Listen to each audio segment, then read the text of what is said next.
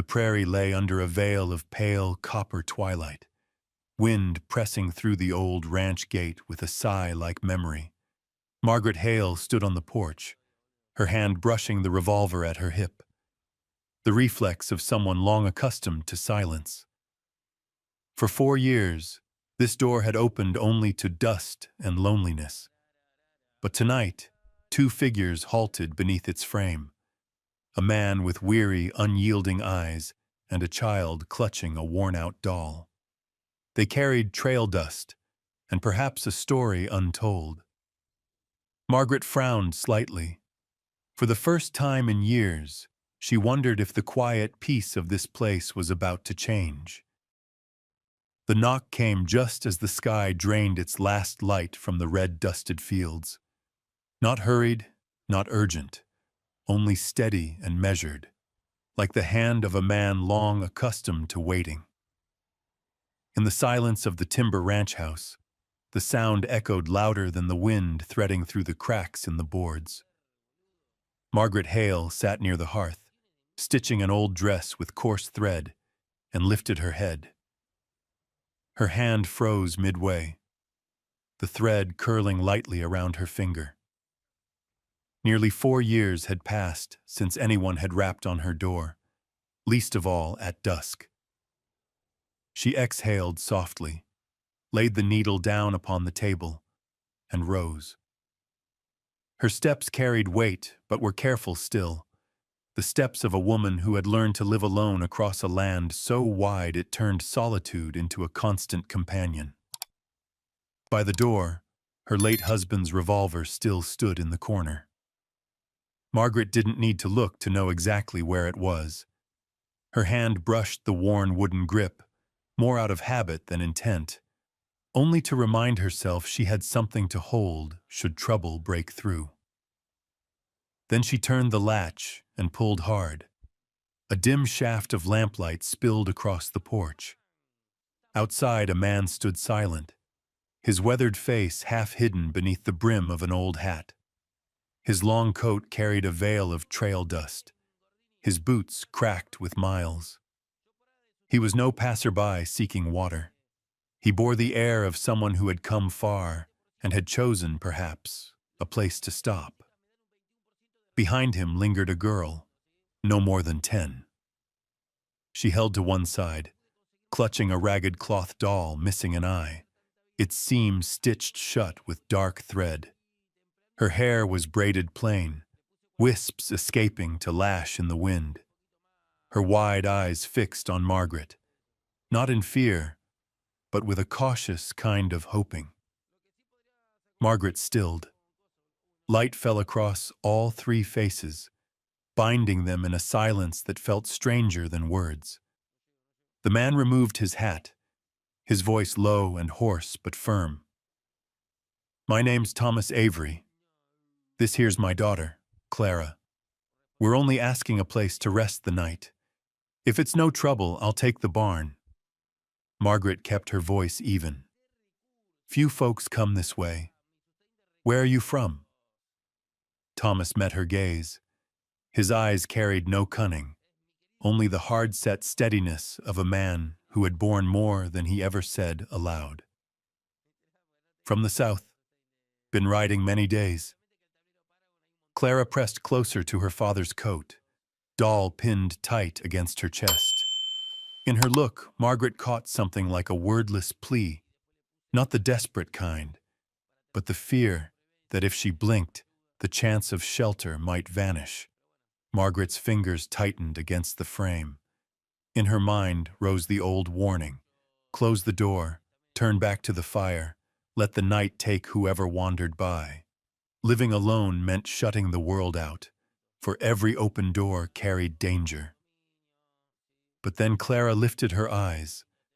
Wide, unblinking, lit faintly by the glow, they shone like 2 drops of water catching firelight. Margaret's heart skipped, and, before she realized, she heard herself ask, quiet, almost against her will, "How old's the child?" Thomas answered plain, 10. Silence fell again. broken only by wind stirring dry grass across the plain. Margaret drew a breath, ready to close the door, when Clara whispered, so faint it might have been the breeze slipping through the boards. "Pa said, this house once lit the night." The words struck her. That was what her husband used to call this place. He'd always said, "Our home, even in the wilderness, will be the lamp burning in the dark." No one else had ever known. Yet here it was, from the lips of a child she had never seen, tearing through the walls she'd built. Margaret stared at Clara. The girl had no sense of what weight those words carried, only hugged her doll tighter, edging forward, eyes wide with expectation. Margaret's hand slid from the doorframe. She neither invited nor refused. The air still bristled, but a crack had opened, a small breach carved by the gaze of a child.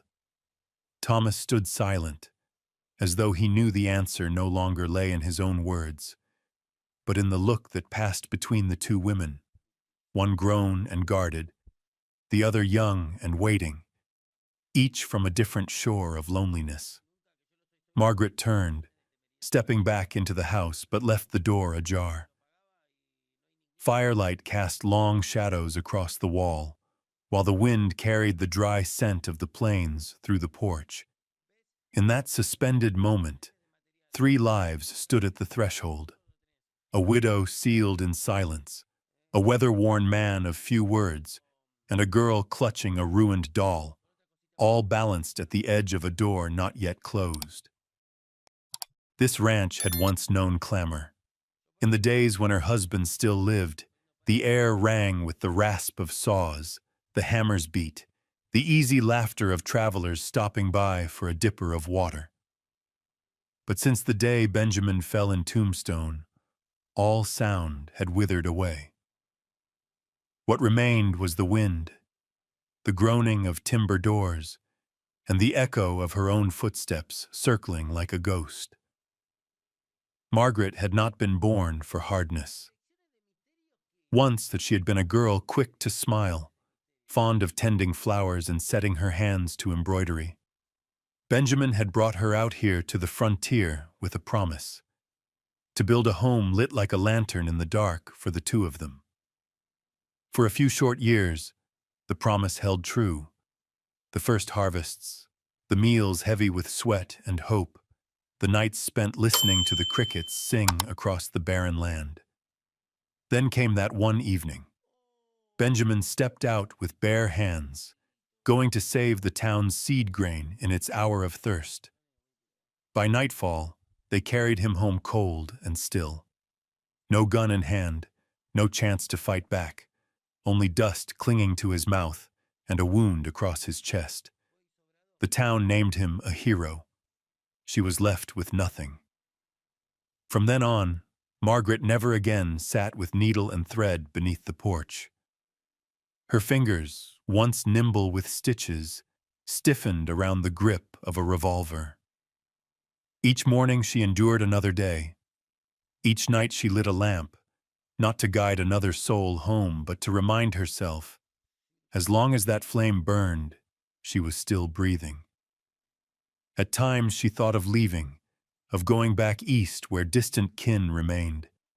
Yet each time she reached the ranch gate and looked out over the earth Benjamin had plowed, her feet halted. This house, this land were no less than his grave. To leave was to betray him. To stay was to suffer. And so she stayed, alone. People in the county spoke of her sometimes. Widow Hale, hard as hickory, the woman who never smiles. But none dared step across the line her loss had drawn. She too had learned to bury herself in small labors, mending a worn shirt, boiling a pot of beans to fill the hours, leading the old horse in circles so it would not forget its path. To the outside world, Margaret appeared cold, unyielding. But when night fell, Within those silent timber walls, the steel gave way. What remained was a hollow no work could fill, haunted only by memory. Benjamin's laughter, the promises unkept, the image of a house that once shone like a beacon on the plain. Tonight's sunset was no different from the others, save for one thing. The little cabin now held two strangers beneath its roof. Their presence split a crack through the silence she had worn like armor, letting in the faintest gleam of light. Within her stirred a question she dared not name. Was life about to change, truly change? Or was this only a pause on someone else's journey, destined to vanish like every other passing shadow? In the small kitchen, the fire in the stone hearth crackled, casting a deep amber glow like the last scraps of sunlight clinging to the day. Margaret set the pot of stew upon the table, beans drawn from the bottom of the jar, stretched with a handful of wild onions gathered by the stream. Beside it lay a hardened loaf of bread, baked days ago. It was no feast, but enough to ease hunger and carry a body through the night. Thomas and Clara entered after washing at the basin outside the porch. The man pulled out a chair, moving with the careful slowness of someone wary of disturbing the silence that hung in the room. Clara sat beside her father, hands folded prim upon her knees, her eyes darting, measuring the space. Margaret sat across from them.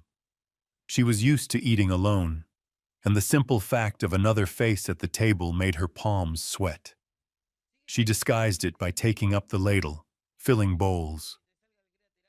Thomas spoke no words of thanks or compliment. He only inclined his head, then slid the first bowl toward Clara. The girl took it in both hands, whispered gratitude to her father, then looked shyly at Margaret, as if waiting for permission. Margaret gave a small nod. Eat. Clara stirred slowly, then raised a spoonful to her lips. Her face softened, not with delight, but with the relief of warmth after days on the trail. Margaret saw it, and something unsteady shifted inside her chest. Thomas did not eat right away. He waited until his daughter had taken several bites, watched her swallow, then lifted his own spoon. His movements were steady, unhurried, without remark. He ate like a man long acquainted with endurance, who counted food as sustenance, not pleasure. Margaret filled her own bowl, pausing a moment. Across from her sat the two strangers, a weather-worn man, a frail child. They occupied the space carefully, without claim. Strangely, their presence did not suffocate her as visitors once had. The table was cloaked in quiet, broken only by the faint clink of spoons against earthen bowls.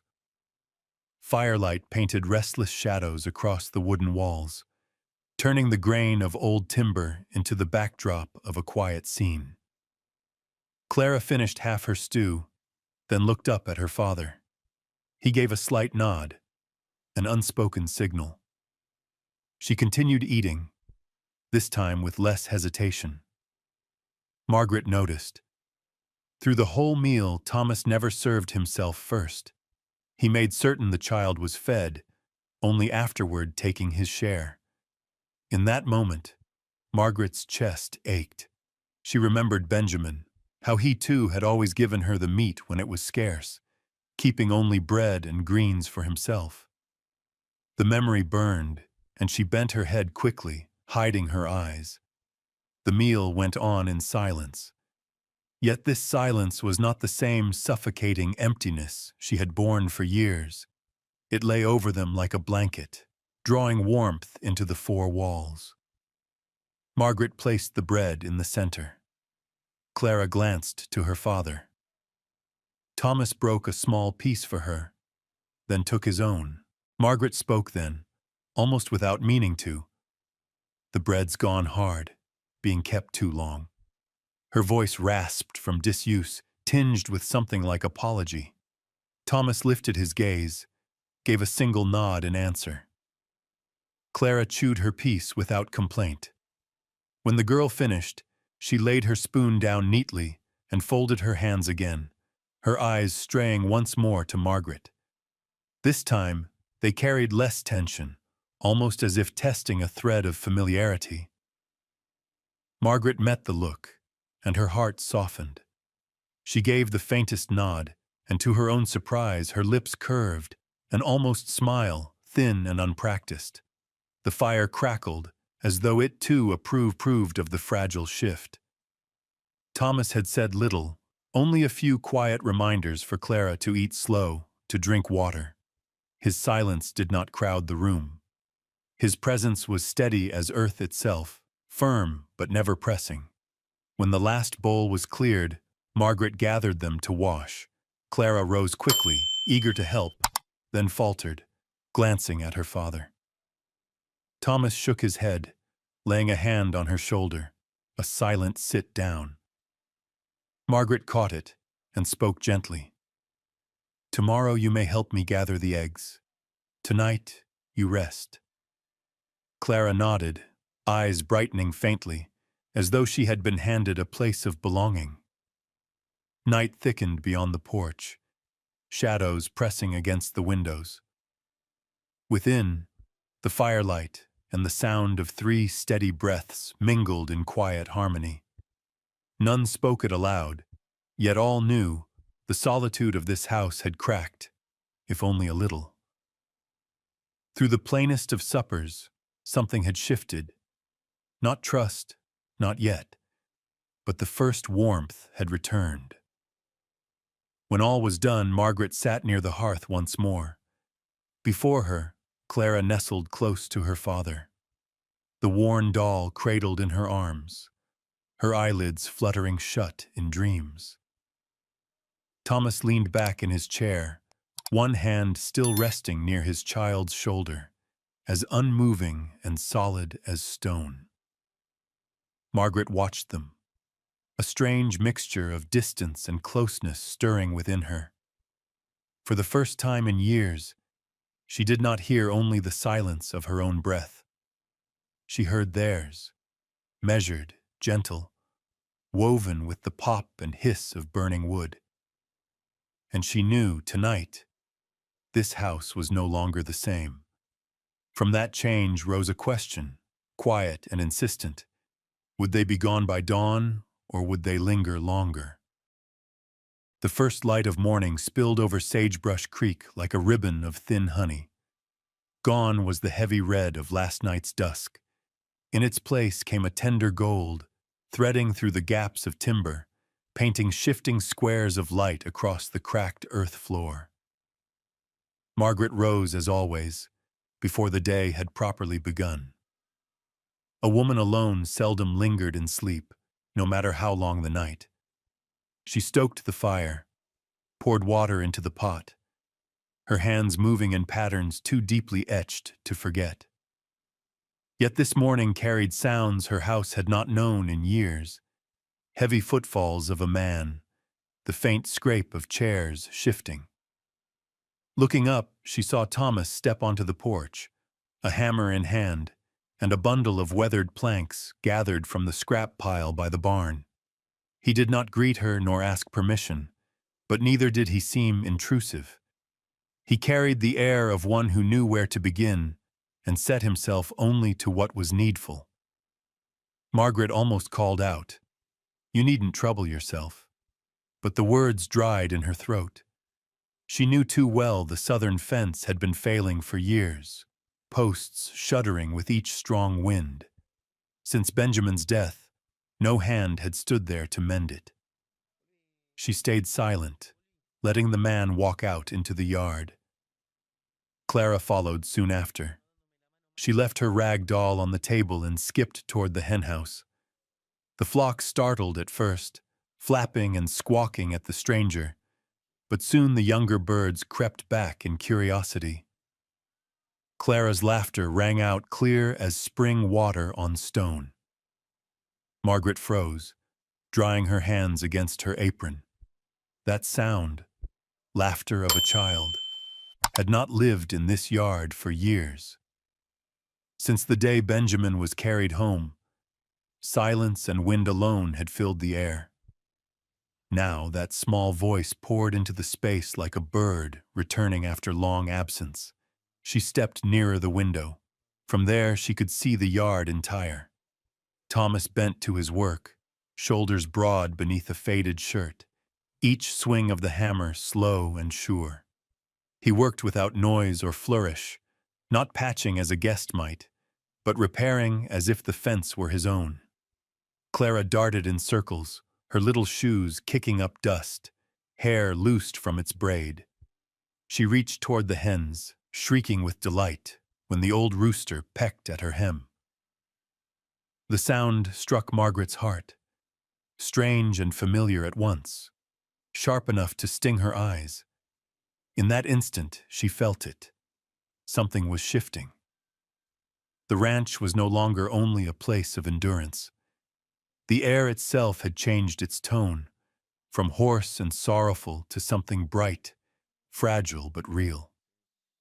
Margaret gripped her apron, torn between stepping outside to join that scene, or holding back in fear. For if she grew used to this new warmth, what would become of her when it vanished, as Benjamin once had? Her gaze caught then on Clara. The girl crouched low to watch a hen peck at grass, and a strand of hair slipped loose, revealing a small silver chain around her neck. Margaret's breath stopped. That necklace, she knew it too well. Benjamin had forged such pieces in the small smithy beside the barn. He had made only a handful, gifts for close friends, and one he had set aside for her. The lines were rough, hammered by hand, but unmistakable. Why then was this child, a stranger's daughter, wearing it? Her heart thudded, the image of Benjamin at the anvil flashing before her, the clang of iron on steel resounding in memory. A sharp ache rose in her chest with a question unspoken. Was Thomas somehow tied to her husband's past? Or was it nothing more than cruel coincidence? Out in the yard, Thomas drove another stake, wiping sweat with his forearm, unaware of the eyes fixed on his daughter's necklace. Margaret's fingers pressed hard against the window frame. A part of her longed to go out, to ask outright. Yet another voice warned, "Wait, don't rush." She had learned to hold her questions in silence, for answers often cut deeper than the not knowing. Still, Clara laughed, her sound bright as a bell, stirring warmth and unease in equal measure. Margaret sank back into her chair, hands entwined. Within her, a crack had opened, not only for light to enter, but for old questions to rise from the dust. Hammer blows, the cackle of hens, the laughter of a child. Together, they formed a new rhythm. That morning, Sagebrush Creek no longer breathed like wilderness alone. It had become a kind of music, each note reshaping the air. And Margaret knew, though she would not yet admit it aloud, her heart, too, was changing its voice. That afternoon, the sky grew heavy as though a thick blanket had been thrown over the prairie. Purple clouds dragged low across the horizon, deepening into dark bands that smothered the sun. The wind rose from the west, first a dry breath, then sharper, flinging tumbleweeds across the ground like wheels with no master. Margaret stood on the porch, apron dusted with cornmeal from the last of the bread she had kneaded. Her gaze swept the yard, where thin trees bent and shuddered.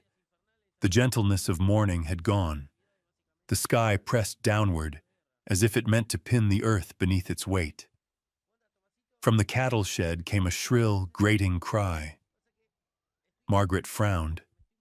The sheet metal roof had long been loose, rattling whenever the wind came hard.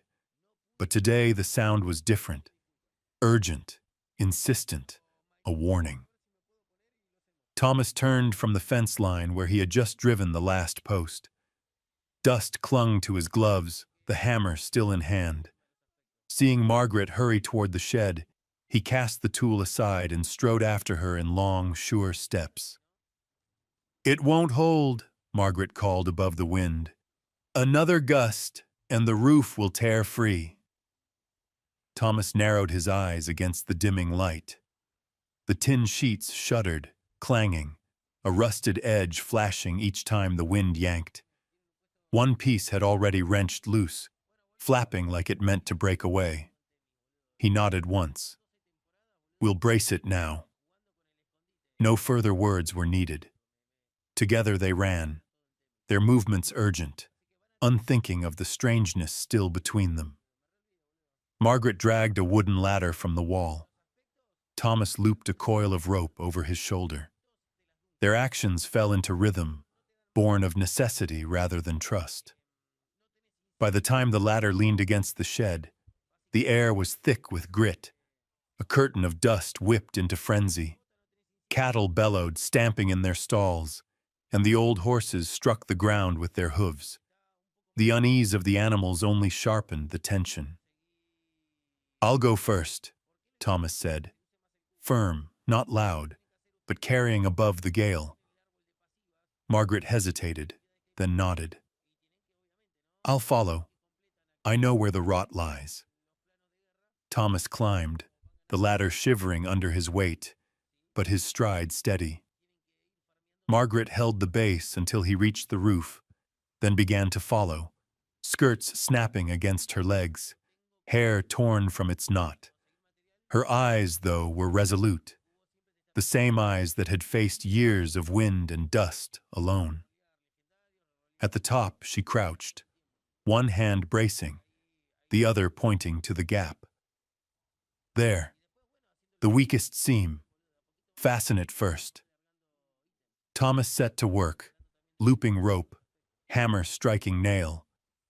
Each blow cracked sharp against the howl of wind, mingling with the storm's roar like 100 wolves howling across the plains. Rust flecks flew into their faces.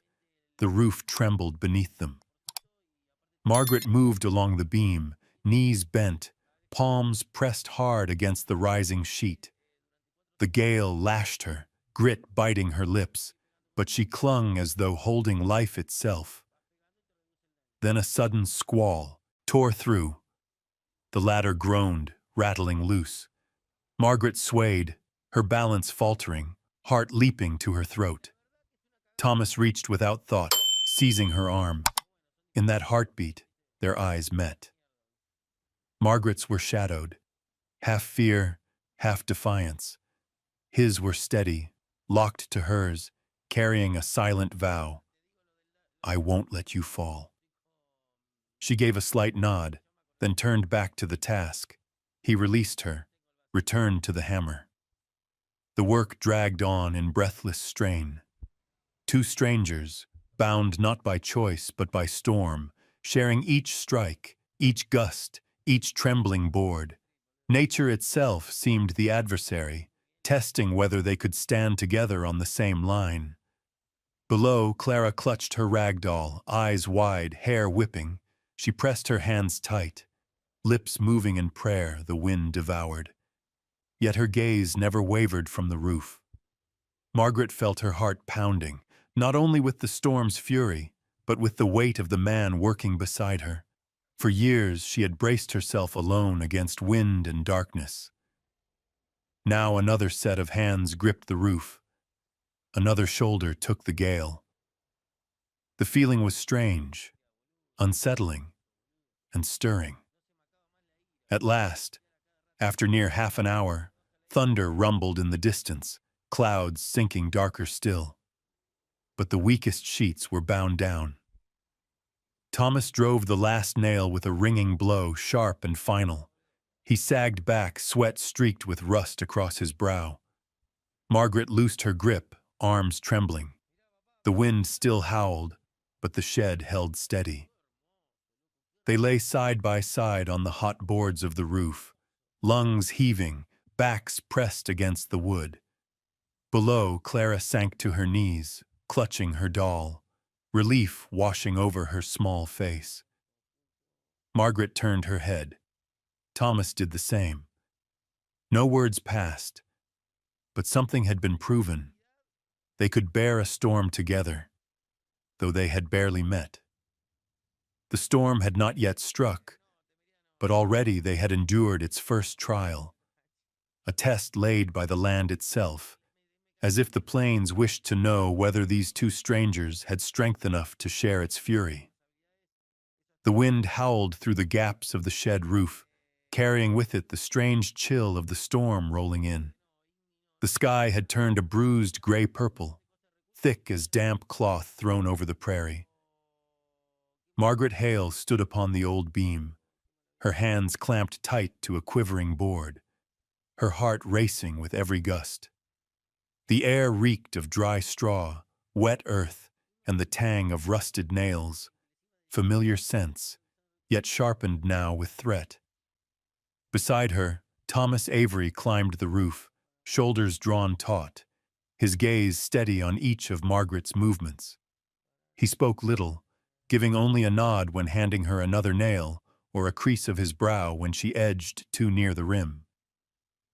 Below, Clara darted about in alarm, her small voice rising thin against the gale.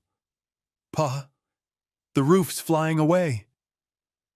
Margaret drew a deep breath, telling herself to hold fast. Since the day her husband had died, she had never allowed another to work at her side. But tonight, amid rattling tin and shrieking wind, Thomas's roughened hand felt like an anchor. A sudden squall struck. Margaret slipped, her foot sliding on rain-slick boards. For a heartbeat, she felt herself falling into nothing, wind striking her face, her chest crushed with terror, until a hand seized her arm. Thomas had caught her. His grip was iron, unyielding. Their eyes locked across the storm-dark sky. In that instant, the wind fell silent. The roof ceased its clamor. All that remained was the wordless assurance in his gaze, "I will not let you fall." Margaret gasped, her hand cold in his, yet she did not pull free. Thomas said nothing, only held until her balance steadied. For a few suspended seconds, it felt as if the storm itself had paused. Below, Clara cried out, tears streaking her cheeks. "I thought the wind would take Mama away." She clutched Margaret's legs the moment she climbed down, her ragged doll tumbling forgotten into the mud. Margaret froze, uncertain at the word, "Mama." Yet the child's frantic arms tightened, and she had not the heart to push her aside. For a fleeting moment, she allowed the embrace, and the hollowness within her seemed to fill by some measure. Thomas stood near, chest heaving, his words still few. He set his calloused hand on Margaret's shoulder, giving the faintest squeeze, a gesture of thanks in place of speech. Then he stooped, retrieved the fallen doll, brushed it clean of straw, and placed it back into Clara's arms. The storm raged on into the night. The roof held, patched though it was. Inside, the three huddled by lamplight. The wind screamed against the shutters, rain drummed against the glass. Yet within those walls a rare stillness took hold. Margaret saw Clara giggle, soft and shy, as Thomas spun a tale in his low, rough voice, halting, but with a rhythm that soothed. She listened in silence, cautious yet drawn. In the wavering light, Thomas's features stood out, strong, weathered, without vanity.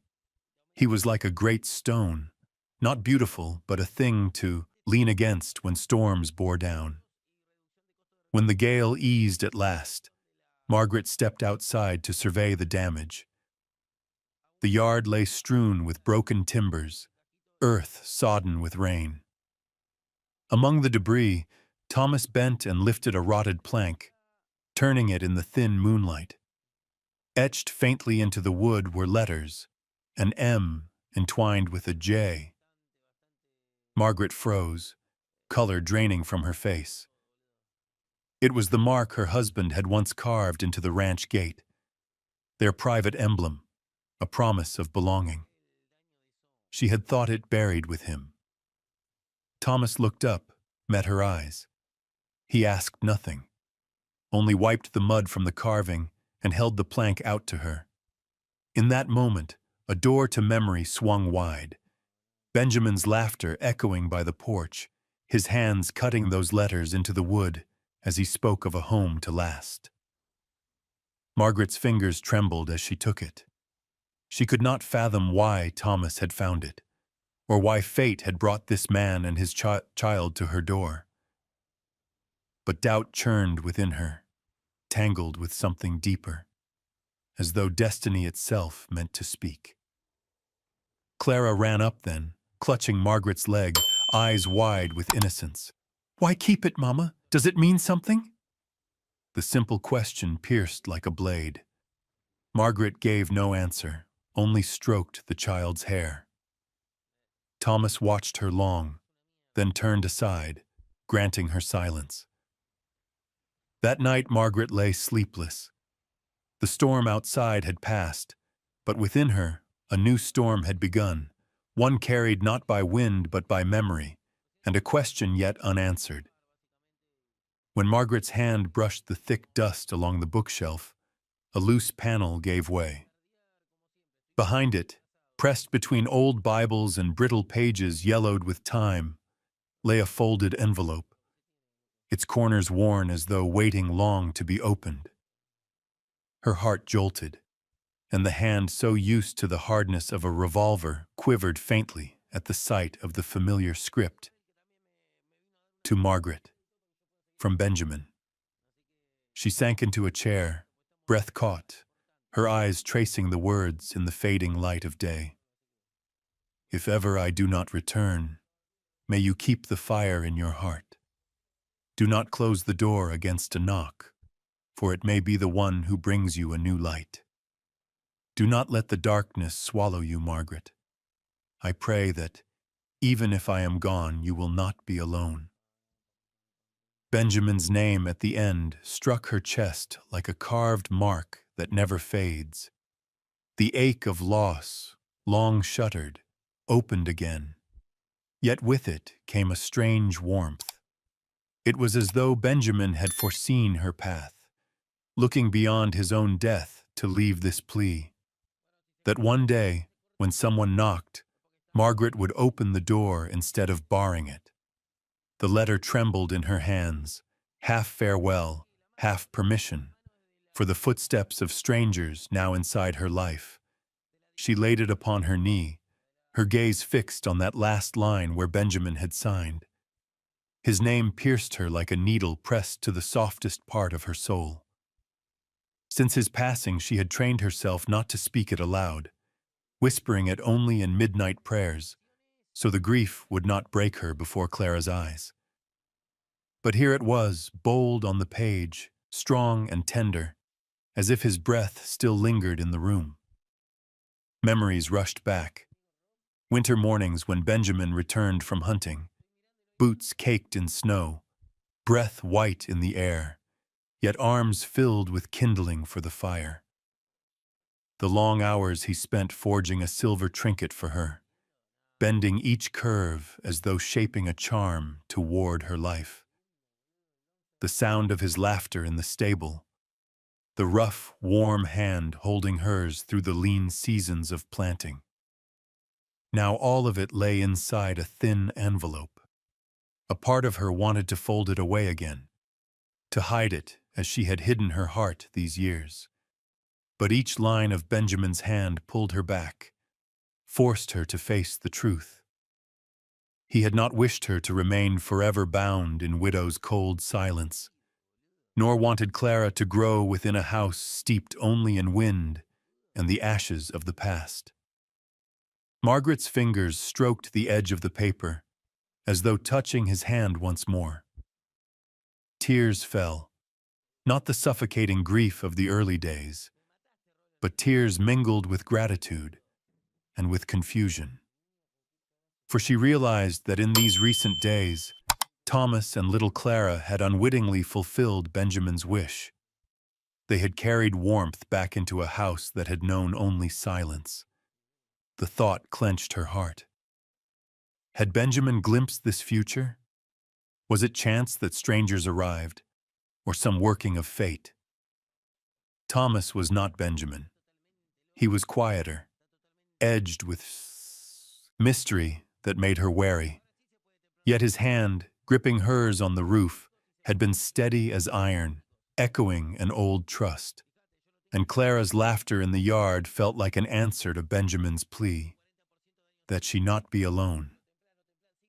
Margaret folded the letter, not to hide it again, but to place it upon the table, where the late sun fell straight across the words.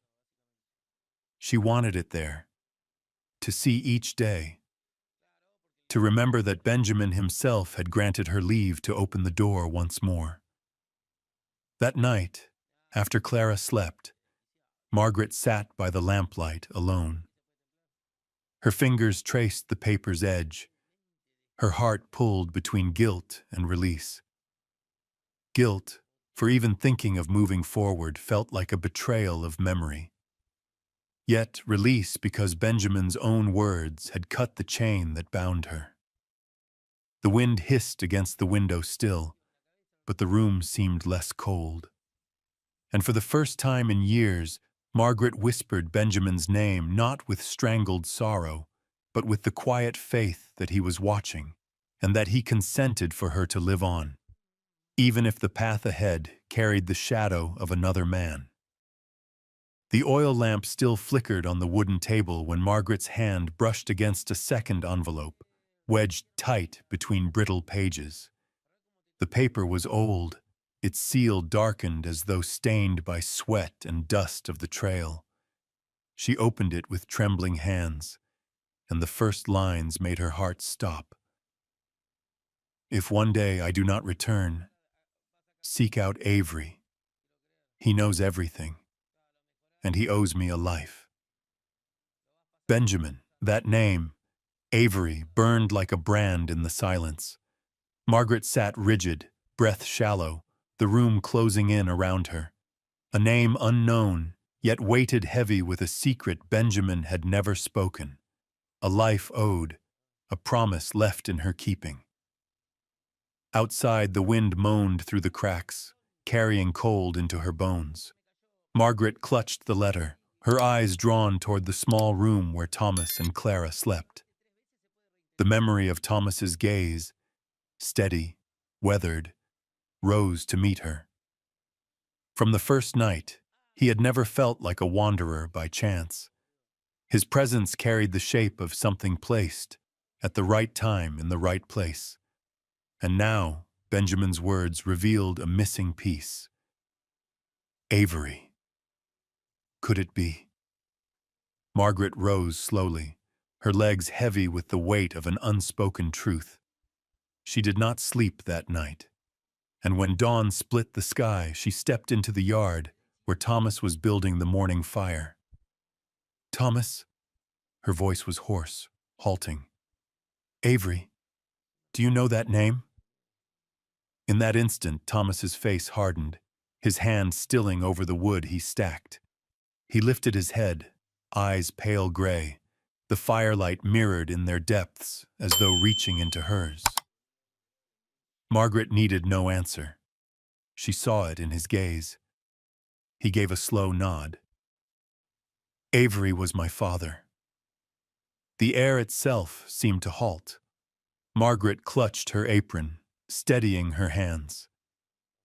Thomas spoke again, voice low, measured.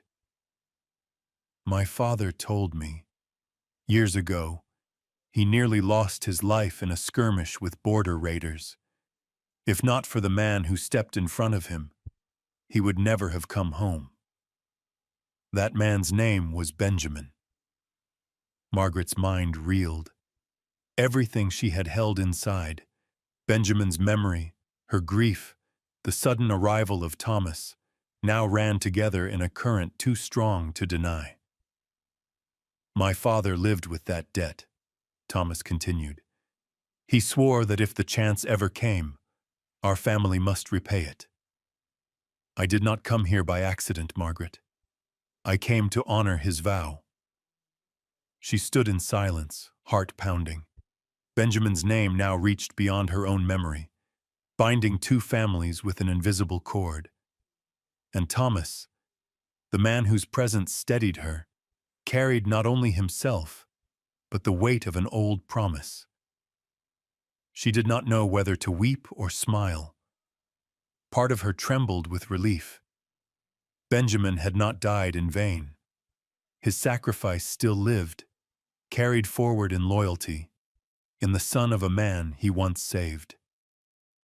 Yet another part of her faltered, troubled. Was the bond she felt forming with Thomas her own, or only the echo of a debt long laid upon them? She turned her face aside, letting the morning wind dry the tears at her eyes. So, it is only a debt then, Thomas? Only your father's promise? For a long while he was silent. Then he shook his head. Not only that. At the beginning, yes, I came because of his word. But I stayed because of my own. Because of Clara and... His voice dropped, his eyes softening. Because of you. The words struck her like a tide. She remembered the close of Benjamin's first letter, his plea that she live on and find warmth again. Was this destiny? Or had Benjamin placed upon her a burden, tying her life to the Averys, to Thomas, until the end? The whole day she moved like one half dreaming, carrying firewood, mending blankets. Her thoughts circled the same question. Was Thomas an answer to prayer, or the shadow of a debt? And the stirring in her heart, was it love or only the weight of a promise binding her to him? That night, with Clara asleep, Margaret sat by the window, eyes raised to the prairie stars. Somewhere, she believed, Benjamin was watching. But this time she did not ask him to guide her. Instead, she whispered, Benjamin, did you send them to me, or must I choose for myself? I fear I will live for a promise, not for my own heart. Outside, the wind murmured. Inside, Margaret felt a battle begin, quiet but fierce, between fate and freedom, between an old debt and the longing to be loved without chains. The morning light was different that day. No longer the harsh glare sweeping across cracked earth, but a gentler gold laid soft upon all it touched. The wind creaked through the wooden fence, dust trailing thin in the air. And in the yard, long emptied of life, echoed sounds thought lost. The measured strike of a hammer, a child's laughter, and the tread of steady footsteps. Thomas stood at the sagging gate, shirt slung across his shoulder, sweat running down his chest.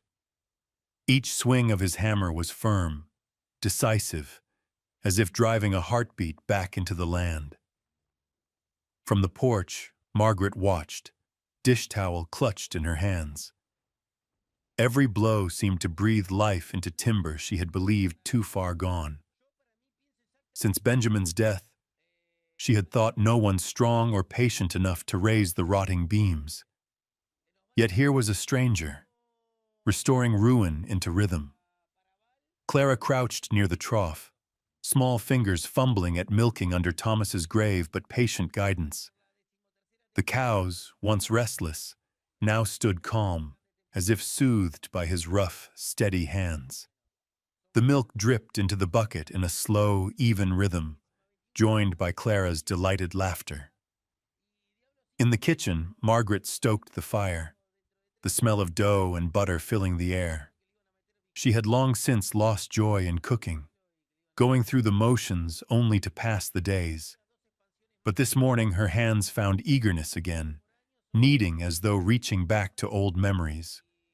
When the oven glowed red, the room seemed lit from within, not by flame alone but by the quiet return of gladness. She placed a golden loaf on the table, the warmth lingering in her palms and seeping into the corners of her guarded heart. She heard the wind outside, Thomas's voice calling Clara to adjust the pail, and thought to herself, these were not the sounds of passing days. These were the sounds of a home. That evening, as the light slanted low, they gathered around the small wooden table. The meal was plain, bread, thin stew, and fresh milk, but rich with warmth. Thomas sat upright, speaking little, serving Clara first. The child beamed, eyes sparkling toward Margaret as though seeking praise. Margaret smiled, slipping a pat of butter onto her bread. No words passed, yet the glance between them tied a thread unseen. When supper was done, Thomas carried wood to the porch. Margaret followed, her hand brushing the fresh-cut logs. The air was strangely still, as though the long, dark years behind her had been pushed far back. She thought then, this was no widow's ruin anymore, but a place where life was piecing itself together again. Night fell. Margaret sat on the porch, blanket drawn around her shoulders. The air was cool, scented with hay and wood smoke. Thomas sat apart, sharpening a hoe. Clara slept inside, doll clutched in her arms. In the barren land's familiar silence, Margaret heard not her own breath alone, but the echoes of laughter that had filled the day. She dared not name the feeling. It was both unsettling and sweet, as though she stood on the line between shadow and a light she had yet to claim. Her gaze strayed to Thomas. Firelight struck the hard lines of his face, and for a moment she recalled Benjamin. But it was different. Thomas bore the steel of a man weathered by long miles, and a silence that asked for nothing. The next morning, the ranch rang with the crow of roosters, the bawl of cattle, Clara's pattering feet. Margaret opened the door, lifting her eyes. The sky was a richer blue, clouds drifting soft, and the earth beneath her seemed less barren than before. She smiled faintly, realizing it was not the land that had changed, but her heart. At midday, Thomas spread an old cloth on the ground, setting food upon it. Clara squealed for a meal outdoors. Margaret watched, remembering how long it had been since she'd eaten without weight. They sat in the grass, sunlight through their hair, wind tugging their sleeves. Clara chattered, Thomas adding a word here or there, and in his silence the quiet felt whole.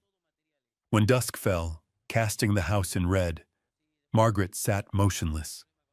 She no longer felt alone. The yard itself had found a new voice, no longer whispering the grief of one left behind, but rising like a song of life reborn.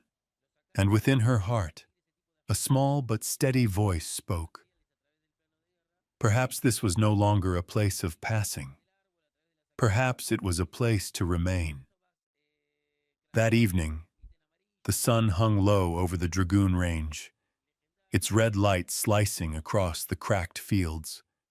At the gate, Thomas had braced the sagging boards with fresh timber. They creaked, but held firmer than the day before. Clara played with a clutch of chicks in the yard, her laughter stitching gold thread through the fabric of silence that had cloaked the ranch too long. Margaret stood on the porch, flour still dusting her hands, drinking in the peace, a peace that rarely lasted in this land. Dust rose on the horizon. A lone rider approached. It was Burke, the trader from town, slick of tongue, sharp of eye, known as much for his barbs as his bargains. He reined in at the gate, gaze sweeping the homestead like a man weighing its worth. "Well now," he drawled, mouth curling in a half-sneer. "Looks like Widow Hale's got company. I'd thought this place long turned to grave dust." Margaret steadied her breath, stepping down into the yard. "What do you want, Burke?" He did not answer her at once. His eyes cut toward Thomas, who was washing his hands at the well, and a glint of recognition lit in them. "By God, if that ain't Thomas Avery of the Santa Rosa settlement. Thought you'd been left to rot in the desert years back." The air stiffened. Clara froze, glancing up with wide, uncertain eyes. Margaret felt the blood chill in her veins. The name Santa Rosa was no stranger. It was a place marked by bloodshed. The same frontier Benjamin himself had once nearly been drawn into. Thomas dried his hands slowly, standing tall. His voice dropped low. "I left Santa Rosa. I owe nothing there anymore." Burke laughed, a harsh, scraping sound. "Left, did you? Around here we call that running. A man who deserts his own, leaves comrades to the wolves. What good's he in this country? A wind kicks up. He'll be the first to turn tail again." Clara startled, darting toward Margaret. Instinctively, Margaret set her hand to the revolver at her hip, stepping in front of the child, her eyes hard. She would not let anyone cast shadows over the girl. Burke caught the motion, his smile thinning. "Ah, so the widow's found herself a protector. But mark me, Mrs. Hale. A man like him won't stay till harvest." He jerked the reins, his horse wheeling in a storm of dust, leaving the yard thick with silence. Clara clung to Margaret's skirts, eyes shining wet. Thomas stood rigid, shoulders drawn taut, as if an old wound had been ripped open. At last he spoke, voice rough, nearly confession. "I came here to stop running." Margaret turned. In his sun-darkened face she saw no excuse, only weariness, and a resolve she could not yet measure. But his words could not erase what she had just heard. That night, with the wind clawing at the thatch, Margaret sat by the fire. Benjamin's letter returned to her mind. "If one day I do not return, keep the fire, and do not close the door against a knock." But what if the knock carried darkness with it? What if the name Avery was bound to the same past that had taken Benjamin? Thomas entered quietly, setting a bundle upon the table. Wrapped in old cloth lay a rusted medal, its engraving faint but legible. Benjamin Hale. Margaret's chest tightened. "My father," Thomas began, voice thick, "was Avery. He fought beside Benjamin. In one raid he nearly fell. Benjamin dragged him from the line of fire. My father carried that debt to his grave. I carry it now. I came here not by chance. I came to pay the price he could not." Margaret stepped back, throat tight. The tie between them was not mere happenstance nor shared suppers, but blood debt, a tangled thread stretching from the past. Clara nestled close, sensing tension she could not name. She clutched the silver chain at her neck. Margaret shuddered. It was the very design Benjamin had once forged. Had Thomas carried it from his father, a relic of the day Benjamin saved him? Firelight flickered against the walls. Margaret sat silent, heart torn between two men. Benjamin, the husband who had given his life, and Thomas, the stranger who bore his debt and his burdened name. Outside, the night wind pressed against the shutters, as though the past itself clawed to be let in. From that day, each time Margaret looked at Thomas, she saw not only the man mending fences or teaching Clara to bind straw bundles, she saw Benjamin's shadow, lingering as though the past refused to let go. Thomas never spoke again of Burke's words. Yet sometimes, Margaret caught his gaze drifting westward, toward the horizon, where the road to Santa Rosa vanished into dust. And in that far look, she wondered, had he truly stopped running, or only paused to catch his breath? Margaret knew the time would come when she must choose, whether to trust or to doubt. For in that choice lay the fate of the ranch, of Clara, and perhaps of her own heart. And when dawn rose again, Dragoon burned blood red in the morning light. In Margaret's chest, a fresh crack had opened. That evening, the sunset poured molten copper across the valley, gilding the rooftops of grass and the fences Thomas had set straight. Margaret stood on the porch steps, flour still clinging to her hands after a fresh batch of bread. Clara darted about the yard, cradling a downy chick, her laughter spilling wide and bright, sewing a golden seam through the homestead's silence. Peaceful days like these were rare, Margaret thought, rare enough that each moment seemed worth holding in her chest. But as the sun kissed the far ridge, something stirred. From the dirt road leading toward the ranch, lights began to appear. First one, then two, then a string of them, lanterns carried by the folk of Timberleaf. They came without knocking, without calling out. They simply hung their lanterns along the fence rails, on dry branches, and set them down the lane. In moments, the ranch glowed, not with harsh firelight, but with a tender halo that wrapped the place whole. Margaret's throat closed. For years she had grown used to the town's distance, their whispers since Benjamin's death, a widow with a child, and now a strange man beneath her roof. That was enough to feed suspicion. But tonight, no judgment came. Only light, quiet and sure, as though the town itself had chosen not to turn away. Clara tilted her head back, eyes wide at the hundreds of trembling flames. "Mama," she whispered, "why did the stars fall down into our yard?" Margaret pulled her close, heart trembling. Thomas stepped from the stable, shirt dusted with sawdust, and froze at the sight. On his weathered face, a man who had lived in suspicion, in flight, there flickered a smile, weary but warm. He said nothing, only doffed his hat, bowing low toward the retreating townsfolk. A few nodded back, a quiet gesture strong enough to break years of ice. Margaret's chest tightened.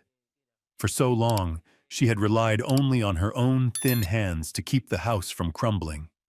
She had never expected help, never dared hope the community would reach out. Yet now, the yard burned bright as day, lit by the fire of others. She turned to Thomas. He stood firm, broad-shouldered in the dusk, not the deserter Burke had mocked, but a man facing the light of an entire town, as if choosing to remain. A breeze lifted, and the lantern flames swayed, casting dancing light across Clara's face. Margaret saw, reflected in her daughter's eyes, Thomas's shape, not a guest passing through, but a piece of their lives. That night, long after the townsfolk had gone, the lanterns still burned. They lit Margaret's path as she stepped onto the porch, Benjamin's letter pressed in her apron pocket. The gentle glow spilled over the words she had read so many times. "If one day I do not return, keep the fire, and do not close the door against a knock." She sat there, fingers clasped tight, afraid the light would vanish if she let go. Pine smoke drifted on the wind, mixing with the scent of earth. Clara slept in her arms, murmuring about Mama's little stars. Margaret kissed the child's hair, and for the first time in years felt the weight of an unseen hand upon her shoulder, assuring her she was no longer alone. The lanterns shimmered across the rough posts and scarred wood. For the first time, this land was more than a widow's refuge. It bore the breath of community. Margaret knew those flames were not just fire. They were the townsfolk's silent message. We see you. We recognize you. We are here. Thomas lingered a long while, eyes fixed on the glowing fence line. His hands clenched, then eased, as though wrestling with himself. He was not a man quick to bare his soul, yet tonight, when he bowed his head, it was as good as a vow. He had chosen his side. The night dogs barked once in the distance, then fell quiet, leaving only the song of crickets. Lantern light softened Thomas's features until they seemed gentler, less haunted.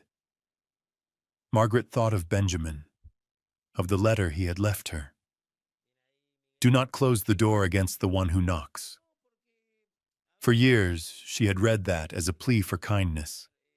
But now, watching Thomas set down his tools, watching Clara rest her small head against his shoulder as if it belonged there, Margaret understood.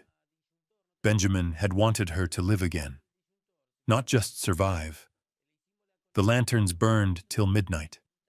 The wind carried the smell of dry grass and dust, yet the night felt no longer cold. The ranch had never shone so bright, never brimmed with so many signs of presence. And Margaret realized, sometimes faith required no promises, only a sign. A lantern hung in the dark. Later, as she laid Clara in bed, the child still clutched a soft feather found that afternoon. Half in dream, she murmured, "Mama, this light won't go out." Margaret stayed to listen, heart brimming with fragile, steadfast hope.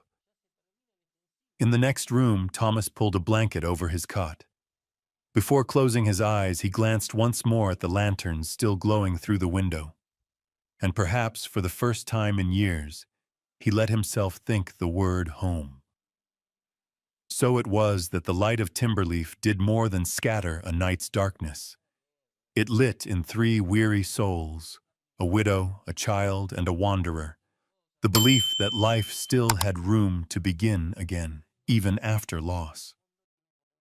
Clara had a habit of scribbling in the hardbound notebook Margaret had given her the winter before. The child did not know many words, but each line she wrote rang out like a clumsy note across the wide prairie sky. That evening, after the last kitchen lamp had gone dark, Clara sat curled on the windowsill, charcoal trembling in her small hand. Some houses are built of wood, some are built of hearts. The crooked letters stood bold upon the yellowed page. She lifted her head, gazing out to where the summer wind stirred a tattered flag on the gate. To her, this ranch had once been nothing but a cramped, shadowed place of waiting. But now, it carried laughter, the warmth of people close by, and a man who bent low to show her how to tie a bridle and mend a chicken coop. On the porch, Margaret sat still, thin hands resting upon her knees, eyes set on the violet horizon. Beside her, Thomas lit an oil lamp, its glow tracing the hard-carved lines of both their faces. Clara stepped out, shyly settling between them, and leaned her cheek against her mother's shoulder. No promises were spoken, but Margaret's hand brushed Thomas's. The small gesture rocked him like a tide against a shore. He did not pull away. He let it rest, let the warmth seep through every calloused seam. For a man who had roamed and hidden from the past, this moment was dearer than gold. The wind carried the smell of green grass and the faint sweetness of baked bread lingering from the afternoon. The air seemed still, yet it brimmed with all that had gone unsaid. Margaret read in Thomas's eyes no trace of flight, only a quiet resolve to remain, to tend, to belong. These past days she had thought often of Benjamin, her late husband, and the sharpness of that grief. Yet now, with her hand laid in another's, she understood the words Benjamin had written. Do not close the door against the one who knocks. They were no longer ink on a page, but truth alive before her. Clara lifted her gaze, her eyes bright in the lamplight. She saw her mother not as a lone shadow anymore, but beside someone strong enough to share her burdens. She smiled, whispering, I'm not afraid when the wind blows hard anymore. Margaret smoothed her daughter's hair. Thomas leaned closer, his eyes soft with words unsaid. They needed no vow, only the stillness of being together. That night, after Clara had fallen asleep in her mother's arms, Thomas remained on the porch. He looked across the yard where the lanterns hung days ago by the townsfolk still glimmered faintly. Their light cloaked the homestead, reminding him that no matter how deep the past's shadow, the road ahead still held a way home. Margaret's voice came low, like a breeze across grass. Perhaps this is what a true home is. Thomas turned, gave no answer but a nod. In that gesture, Margaret found the steadiness she had lost since Benjamin's passing. The next morning, the ranch wore a different skin. The gate stood straight. The fence no longer sagged. Clara ran barefoot across the dirt, her laughter ringing louder than the winter sobs that once filled these walls. Margaret brought a loaf, golden brown, out to the porch, the scent of bread spreading like a banner of peace. Now every small act carried meaning: a patched shirt, a garden seeded, a meal shared across the table. These were no longer signs of mere survival, but of life rekindled. That evening, the three sat on the porch watching stars bloom in the sky. Clara clutched her little book again, scratching new words. The stars are the sky's house. My house is here. Margaret read them, tears welling, not of pain, but of renewal. She turned to Thomas, this time laying her hand firmly in his. Thomas clasped back, slowly, as if receiving something he had long thought lost, a place to rest his wandering soul. The ranch was no longer barren ground, no longer a refuge for the weary. It had become a true home, a dwelling built of care, of memory, of healing. Some houses are built of wood, some are built of hearts. And this was a house of hearts, stronger than any fence post, glowing like the lanterns on the gate each night. Perhaps in every life there come years when we bar the doors, living with silence to shield old wounds. Yet, as tonight's prairie sunset proved, stillness can tremble when new footsteps arrive. For Margaret, it was not only a stranger and his child, it was a reminder that even a scarred heart can stir again, can open once more. And perhaps you, too, have known such a moment, when a sudden presence turned loneliness into something less heavy.